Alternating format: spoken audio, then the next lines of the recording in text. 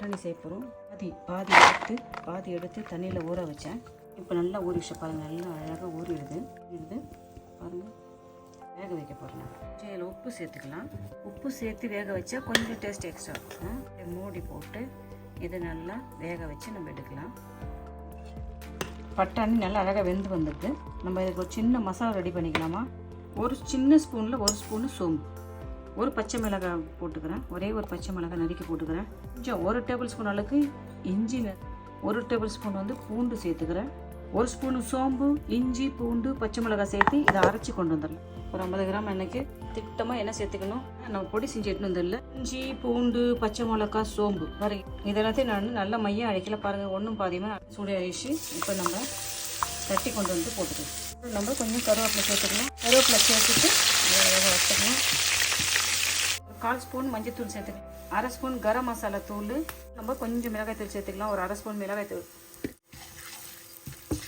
பெருங்காயத்தூள் கொஞ்சம் சேர்த்துக்கலாம். சீரகத்தூள், தூள் வகையெல்லாம் அப்படியே தூளெல்லாம் இந்த எண்ணெயிலேயே நல்லா அழகாக பொரிஞ்சிருச்சு. பச்சை வாசனெல்லாம் போயிடுது. நம்ம இந்த வேக வச்சுருந்தா பட்டாணியை நம்ம இதில் சேர்த்துக்கிட்டு லைட்டாக அப்படியே கிண்டி விட்டுக்கலாம். நம்ம 2 ஸ்பூனு அரிசி மாவு சேர்க்குறோம். இந்த ஸ்பூனில் 2 ஸ்பூன் அரிசி மாவு சேர்த்து நம்ம உப்பு போட்டு தான் பட்டாணி வேக வச்சோம். கொஞ்சம் போதும், ஒரு பிஞ்சு உப்பு போதும். அரிசி மாவு போட்டு நம்ம அழகாக இதை கலந்துக்கலாம்.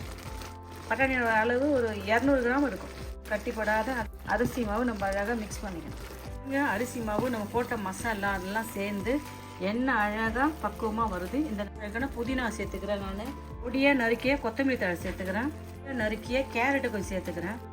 பொடியை நறுக்கினா மாங்காய் வந்து ஒரு 2 கைப்பிடி அளவுக்கு சேர்த்துக்கணும். அப்படியே கிண்டிக்கலாம். அவ்வளோதான். இது வேகக்கூடாது. நம்ம செஞ்சு முடிச்சிட்டோம். அவ்வளோதான். வாங்க சாப்பிட்லாமா? பாருங்கள், என்ன சூப்பராக ஒரு பட்டாணி சுண்டல் செஞ்சிட்டோம். சாயங்கால டைமில் அழகாக சாப்பிட்லாம். பட்டாணி சுண்டல் வந்து ரொம்ப உடம்புக்கு நல்லது. அது நம்ம செஞ்சு சாப்பிட்றத பொறுத்து இருக்குது. அப்படி வெறுமனே அவிச்சு சாப்பிட்றது சில பேர் பிடிக்கலனா இது போல் மசாலா சேர்த்து சாப்பிட்டுக்கிட்டிங்கன்னா சூப்பராக இருக்கும், நல்லாயிருக்கும். ஓமப்பொடி சொல்லுவாங்க, சூப்பராக உட்காந்து போட்டு சேர்த்து சாப்பிட்டா. இது மேலே கொஞ்சம் அப்படியே நம்ம அதை மிக்சர் போட்டுக்கலாம். நம்ம பொடியை நறுக்கின வெங்காயத்தை போட்டுக்கலாம். பொடியை நறுக்கின வெங்காயம் போட்டுக்கலாம். வெங்காயத்தோடு சேர்த்து சாப்பிட்டிங்கன்னா சூப்பராக இருக்கும்.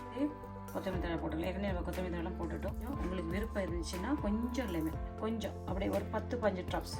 பாருங்க, என்ன சூப்பரான, சுவையான, அழகான, ஆரோக்கியமான, ஒரு ஹெல்த்தியான பட்டாணி சுண்டல் நம்ம செஞ்சுட்டோம். என்ன அழகாக இருக்குது. வாங்க, நீங்கள் தான் சாப்பிட்டு பார்க்கணும். சாப்பிட்டு பாருங்கள்.